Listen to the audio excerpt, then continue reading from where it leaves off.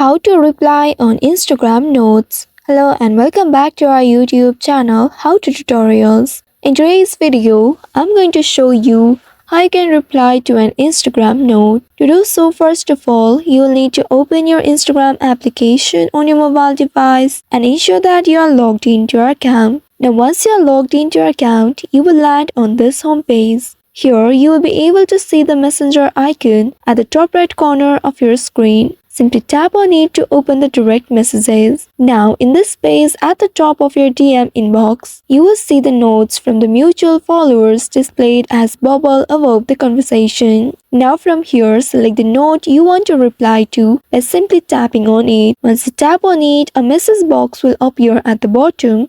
Now here you will be able to type your response or select an emoji to reply. Enter your message and tap on this airplane-like icon at the right side to deliver your reply. This will open a private direct message conversation with that person who posted the note, and your reply will reappear in their inbox as a direct message, which helps you to start a conversation. So this is how you can reply on Instagram notes. I hope this tutorial was helpful.